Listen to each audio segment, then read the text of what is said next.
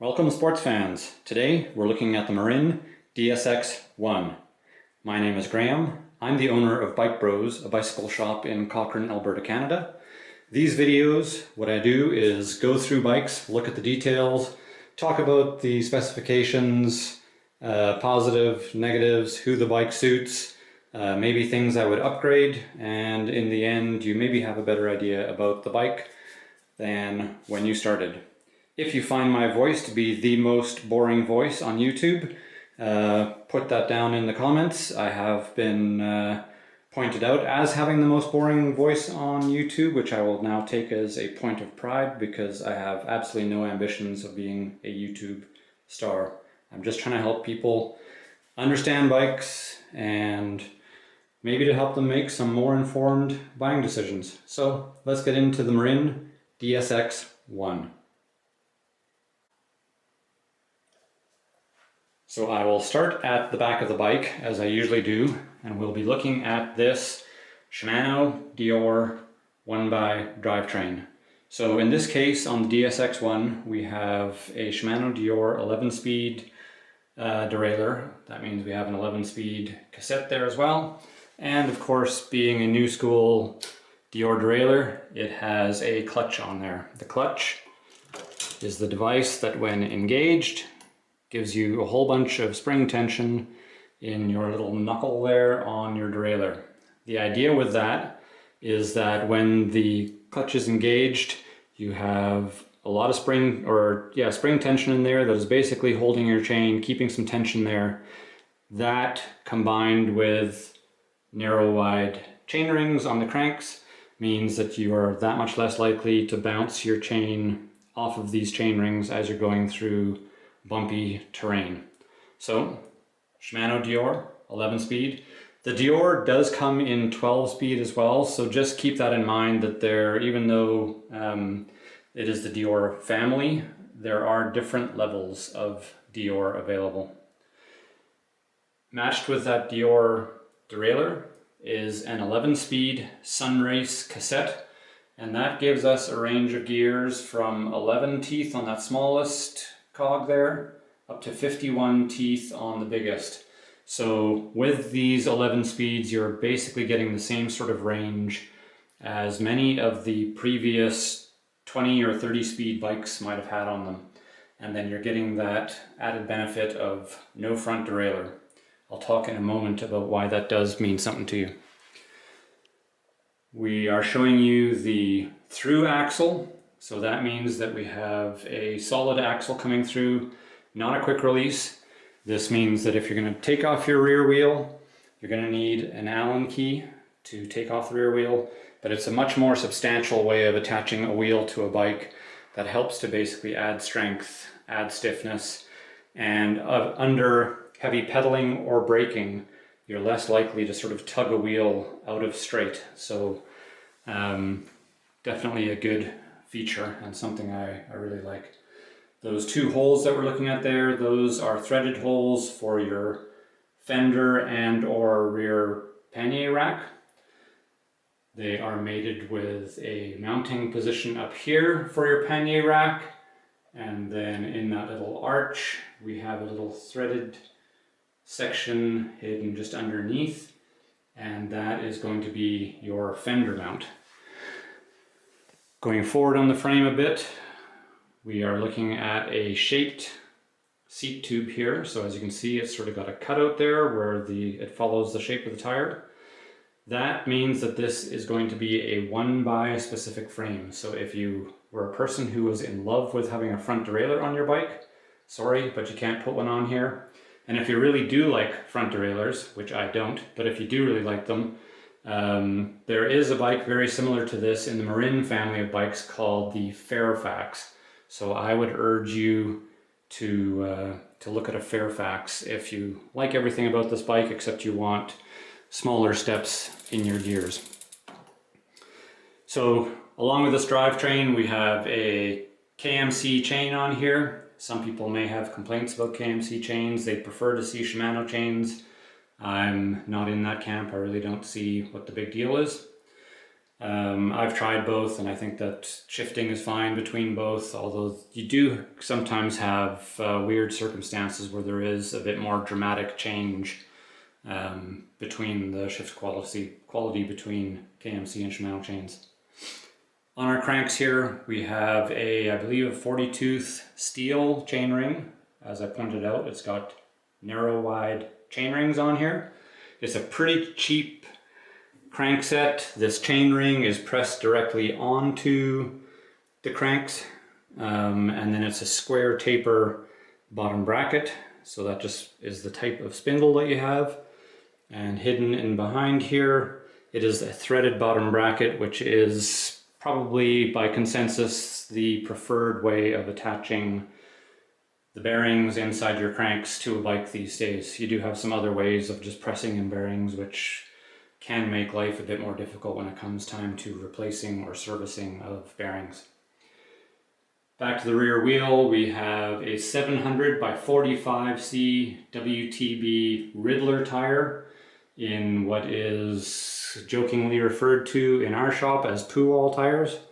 Tread pattern on here is a pretty nice combination of kind of loose abilities to give you some traction while not being so treaded that you're going to be rumbling along like a mountain bike tire. So this really is kind of a do-it-all type of a tire. We've got a Presto valve, and then these rims are 21 millimeters wide, which basically just tells us that the rim and tire width are sort of considered with each other so that that tire will actually have the proper shape to perform properly. Going back up here, this is a distinctive feature on all of the DSXs, of which I should mention, this is the second of two different rigid forked DSXs, and then there is also a suspension fork version of the DSX called the DSX FS. Below this in the DSX line is something that's just called the DSX, and above it the DSX 2. The seat post, 27.2 millimeters, it's aluminum. You could replace that with a dropper seat post if you so desired.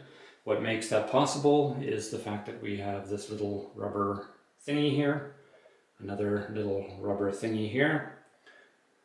That rubber thingy there, that means you can run an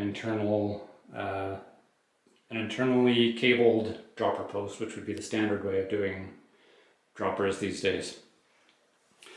Going up to the front end of this bike, we have a carbon fiber fork with some sort of retro looking deckling on there. We have a few little braze-on bolts here, which would allow you to attach water bottles, anything cage type of devices on there. That tells me that amongst the many ways this bike could be used, one of those ways could be as a light bike packing bike if they're giving us these sorts of mounts here to hold extra stuff. Back to the frame, we do have down tube and seat tube water bottle mounts, so you can easily get a couple bottles on there because of the long head tube on the bike. There's also a few different types of bags that you could be using this space up in the front triangle to hold stuff. The saddle is a Marin generic in-house sort of a thing, which I would say end up getting pretty decent marks from all the people who test ride these bikes for being a generally comfortable saddle, although that is such a personal preference thing. That is why you tend to see a lot of kind of generic looking saddles, is knowing that people might change them. The pedals that come with this bike, I would call these test ride pedals. They're nylon. They have little nylon nubs on there for grip. The bearings usually feel like some version of garbage, so when I talk about upgrades later, I will probably be pointing those out as one of the first things that I would be wanting to upgrade.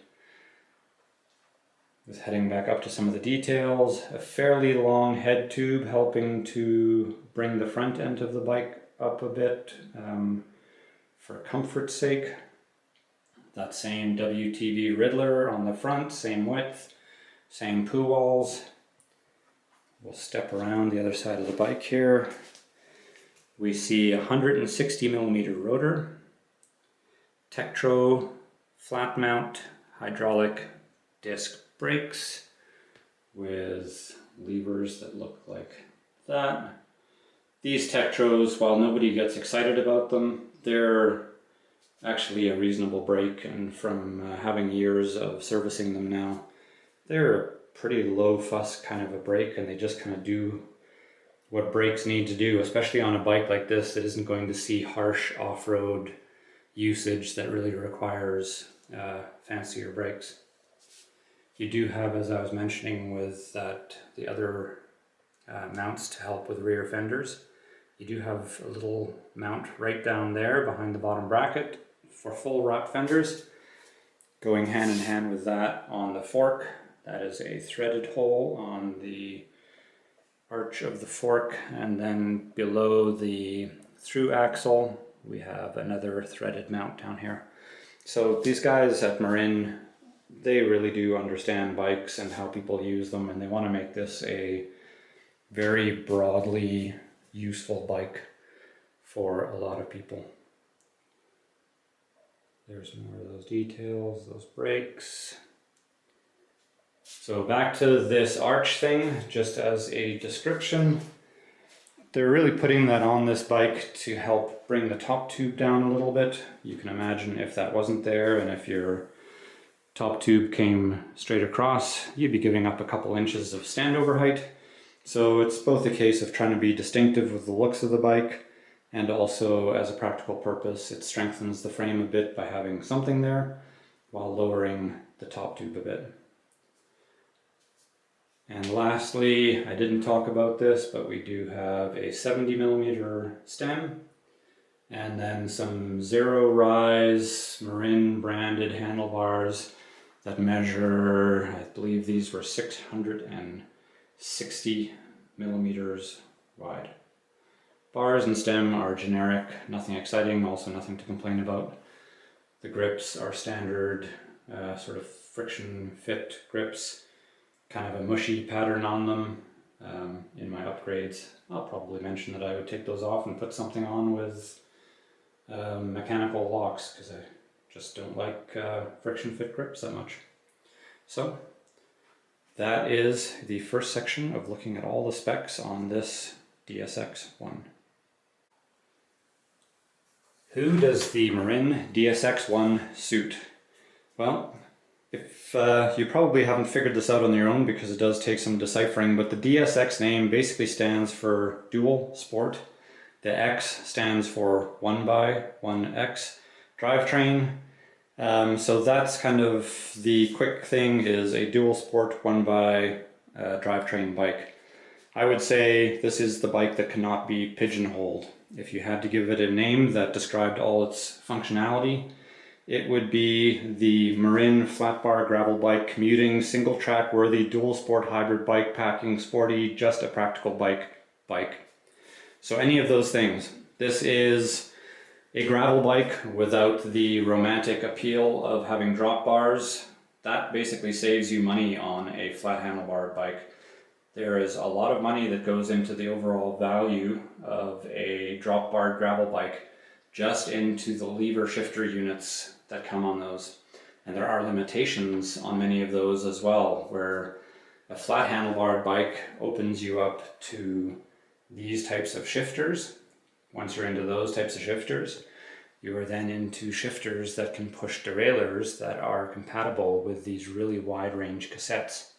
So this is the more practical gravel bike that could be just your daily everything but a mountain bike that you can ride on pavement, pack it up with gears with a rack, and you can go for a few days tour, ride to work, ride to school, ride to the grocery store, ride just for the fun of having a relatively light, this is 25.8 pounds, nimble, efficient, speedy, fun kind of a bike. So who does this bike suit? It's virtually anybody who isn't looking for a racing or competitive bike, and they just want something low maintenance, nice feedback, shooting around town, gravel, basic, not so lumpy single track. That is what the DSX works for. I'm not going to go into much detail about sizing. The one thing I would say about a DSX is that I tend to find them to fit just a little bit on the small side. So this bike here that we're looking at, for example, is an extra large, and in many bikes I would consider myself to be a large. I'm just over 6'1". In the DSX, I would likely ride this extra large. So if you tend to be near those kind of traditional boundaries between sizes, you now have bikes that that you would just know to size up. So at 6'1", I'd be going with an extra large. At around 5'10", you'd be going up to a large, maybe even at 5'9", and so on. So just keep that in mind. Sizing on a bike like this, because we're not talking about a bike that is purely about the ergonomics of pure power generation, you need to take some consideration into your own comfort and just what you're looking for. Quite objective or subjective, but yeah, I tend to find them to fit a bit on the small side. Upgrades. So I mentioned it a moment ago. Those pedals, unless you enjoy having your feet slipping off pedals or having binding bearings over time, or bearings that just want to shake themselves loose, I would replace those pedals with something that is, it could be a nylon, like a composite type pedal, but you just want steel pins for better traction, and you want sealed bearings rather than these crunchy loose ball bearings that are in there. The next thing I would do is I would replace these grips, and that is going to be personal preference on what you want as far as thin or thick or firm or gushy.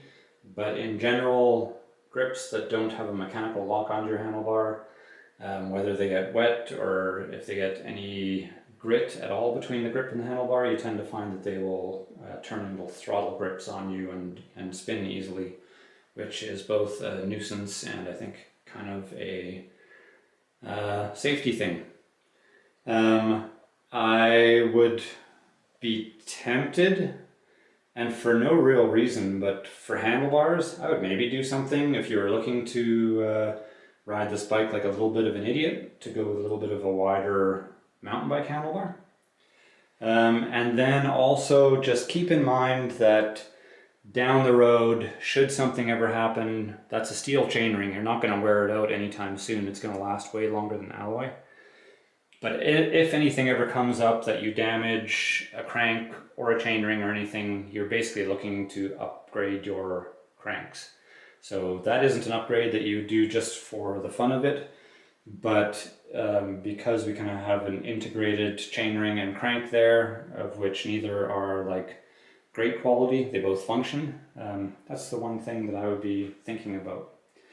As far as other major functioning bits, I think the drivetrain is awesome. You have a wicked range of gears. You have Dior, which is basically giving you the really high-end performance at the lowest possible price, with the only penalty you pay over the higher SLX or XT really is a little bit of weight penalty.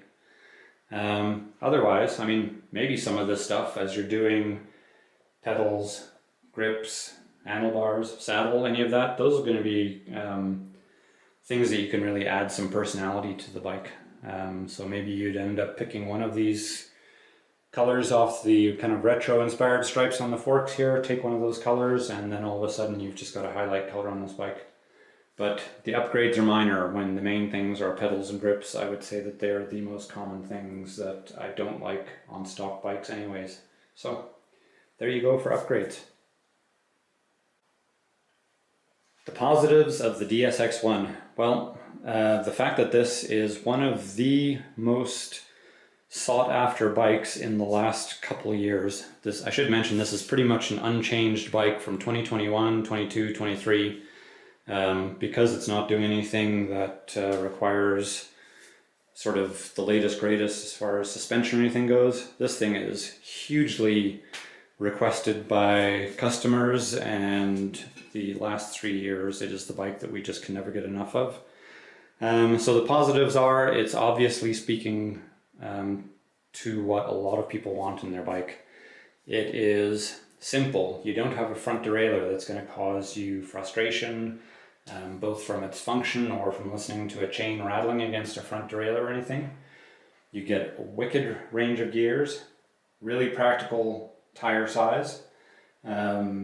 You could make these tires more lumpy, you could make them less lumpy, depending on if you're spending most of your time on pavement or almost no time on pavement.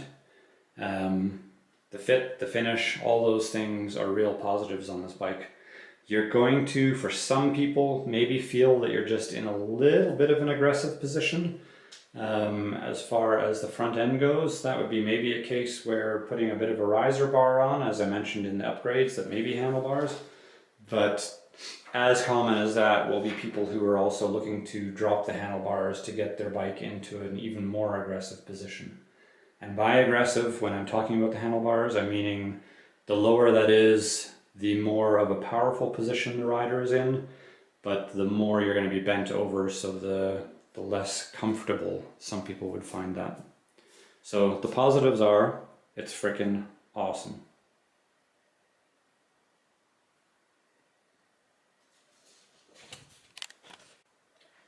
Negatives for the DSX one, the only thing I can think of is from a friend who bought the DSX FS, the one with the suspension fork, is for some people, if you have, say, issues with hand or elbow comfort, dealing with injuries or anything like that, you might want something that is going to separate road, trail, chatter from your hands. So getting a suspension fork on here, that it's not a negative, but it is a negative to some people. So just a thing to keep in mind. Yeah, the fork is quite literally, except for those upgrade bits of the pedals and grips, the fork is the only thing I can think of that I've heard as a negative to some people. Summary. I just realized that I didn't ever talk about pricing on this guy. So the DSX one is $1,449 in Canada. That is $1,149 in the States. As I mentioned, it is one of 4 bikes in the DSX lineup. The cheapest of the DSXs is just called DSX. It's $1,149 in Canada, $899 in the US.